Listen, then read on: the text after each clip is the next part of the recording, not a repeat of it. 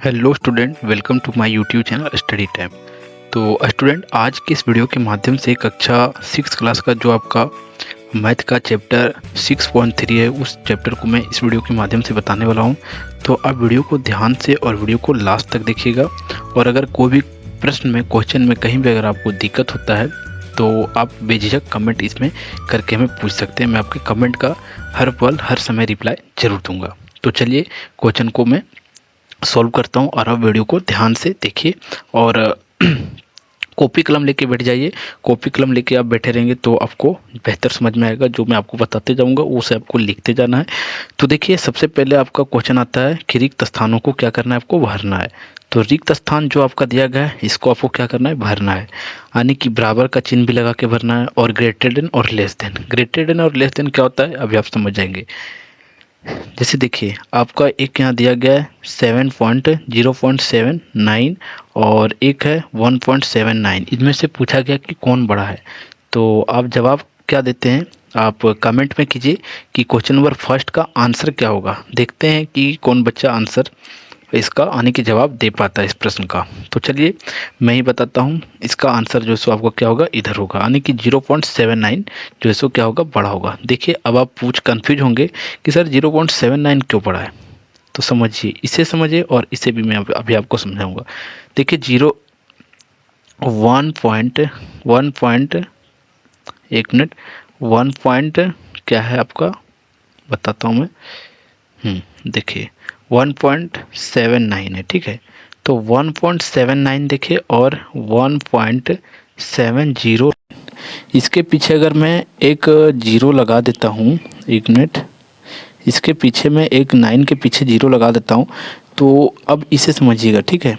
अब आगे भी पॉइंट को नहीं समझिएगा, इसे समझिए। ये हमारा कितना बन जाता है, 790 बन जाता है। और ये हमारा कितना बनता है, 709 बनता है। तो 790 बड़ा है या 709 बड़ा है, बताइए। तो हमारा आप बोलेंगे कि सर 790 बड़ा है। आपको कुछ नहीं करना है। कभी भी अगर इस प्रकार का क्वेश्चन आपको कहीं मिल जाए तो उस संख्या को लिखकर उसके पीछे एक जीरो बैठा देना है। और आप बोलेंगे कि सर इसके पीछे नहीं, इसके पीछे क्यों जीरो नहीं बैठा रहे हैं, इसलिए नहीं बैठा रहे हैं क्योंकि हमें संख्या को बराबर करना है। इधर इधर कितना था हमारा, 2 अंक था और इधर डायरेक्ट 3 अंक था, ठीक है। तो इधर भी एक जीरो मैंने दिया तो ये हमारा कितना, 3 अंक बन गया।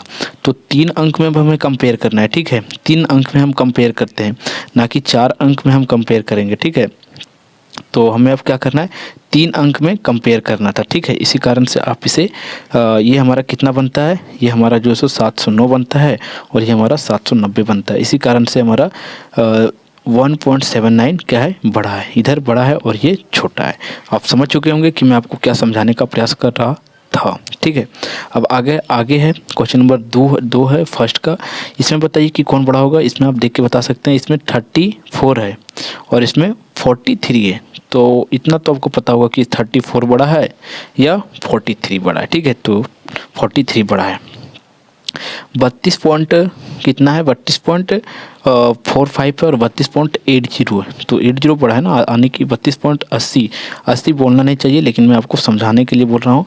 32.80 है और 32.45 है। तो 32.80 हमारा बड़ा होगा। यानी कि 32.80 नहीं बोलेंगे, 32.80 बोलेंगे। आप मैं बार बार आप इस बात को मैं रिपीट करता हूँ, क्योंकि आप ऐसा नहीं कि उसे 32.80 पढ़ के पार हो रहे हैं, उसे 32.85 बोलेंगे, ठीक है। सॉरी 80 बोलेंगे। अब इधर देखिए और इधर देखिए, ठीक है। इसमें बताइए कि कौन बड़ा है कौन छोटा है। इधर भी 2 अंक है हमारा, दशमलव के बाद 2 अंक, और इधर भी 2 अंक है, ठीक है। तो 0 दशमलव के बाद देखिए 0.3 है इधर, ठीक है। 0 कितना है, 3 है और इधर हमारा 0.36 है। तो हमारा 0.36 बड़ा होगा। इसी कारण से इधर मुंह हमें खोलना है। अब इसमें क्या होगा, 21.12 तो हमारा क्या है, ये दोनों इक्वल है। इसी कारण से हमारा क्या हो जाएगा, ये दोनों में बराबर का चिन्ह आपको भर देना है, ठीक है। तो ये हमारा बराबर है। 21.12 और 21.12 इधर भी है। अब देखिए नेक्स्ट क्वेश्चन हमारा क्या था कि आरोही क्रम में लिखे। क्वेश्चन नंबर 2 है। क्वेश्चन नंबर 2 में कहा गया है आपको कि आरोही क्रम में लिखे।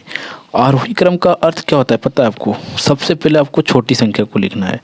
आरोही का आप ध्यान में रख लीजिए कि सबसे पहले हमें क्या करना है, छोटा संख्या को लिखना है। तो इसमें हमारा सबसे छोटा कौन है बताइए, उसी को मैं लिखता हूँ।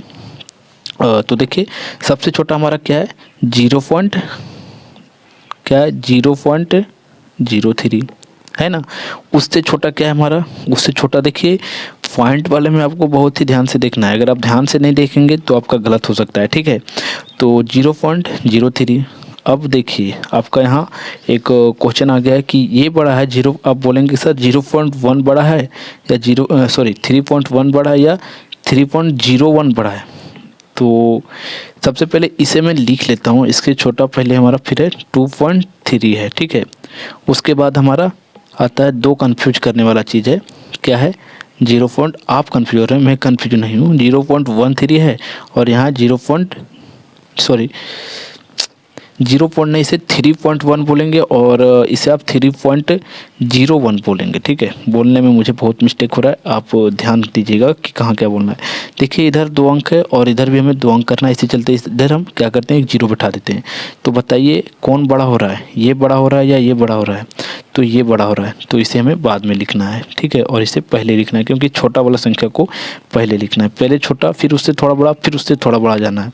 तो 3.01 लिखेंगे। फिर अगला हमारा है, अब देखिए इसमें दोनों में से ये बड़ा है या ये बड़ा है, ये बड़ा है, ये हमारा छोटा है, तो इसे पहले लिख देते हैं 3.05 और नेक्स्ट का हमारा है 0.1, ठीक है, यानी कि 3.1। तो इस प्रकार से आप जो सो ये आपका आरोही क्रम में हो गया। फर्स्ट का आपने आरोही क्रम समझ लिया कि कौन पहले होगा कौन बाद में होगा, ठीक है। अब वो नेक्स्ट वाला को समझिए। नेक्स्ट वाला का देखिए सबसे छोटा इसमें कौन है, सबसे छोटा 2.05 है। फिर अगला हमारा 3.04, ठीक है। फिर अगला हमारा 3.14 और 4.03 और 4.12 इस प्रकार से है, ठीक है। तो इस प्रकार से अवरोही क्रम में मन लिख दिया, ठीक है। देखिए दशमलव वाला को अवरोही और अवरोही, यानी कि अवरोही का बात दूर का है। सबसे पहले आपको दिमाग में ये बैठाना होगा कि कौन बड़ा है कौन छोटा है, ये आपको बहुत ही सोच समझ कर डिसीजन लेना है, ठीक है। जैसे कि अभी यहाँ बहुत कन्फ्यूज हो रहे थे आप कि 3.1 और यहाँ 3.1 है ना, और यहाँ 3.01 है, तो इसमें कौन बड़ा था कौन छोटा था। तो ये हमारा छोटा था ये बड़ा था, ठीक है, ये आपको ध्यान में रखना है। अगला क्वेश्चन नंबर 3 है। क्वेश्चन नंबर 3 में क्या कहा जाता है, कौन बड़ा है और कौन छोटा है। फिर से आपको यही क्वेश्चन पूछा गया। तो देखिए यहाँ क्या है आपके सामने 2.04 और 2.4 बड़ा है या 2.04 बड़ा है। तो देखिए 2.4 से हमारा क्या बनता है, 40 बनता है। बस आपको बता रहा हूँ मैं कि 40 बनता है, आपको पढ़ नहीं देना है कि 40 बनता है। तो 40 बनता है। देखिए आप बोलेंगे कि सर यहाँ आप 0 क्यों लगा रहे हैं, क्योंकि इधर 2 अंक है ना। देखिए इसमें आपका कितना है, इसमें आपका जो सो एक सेकेंड, देखिए इसमें आपका कितना है, 2 अंक था ना, तो 2 अंक से यहाँ भी इक्वल करना है। तो ये हमारा 0.0 देखिए 0.04 बन रहा है और यहाँ 0.40 बन रहा है। तो ये हमारा क्या हो जाता है, छोटा हो जाता है और ये बड़ा हो जाता है, ठीक है।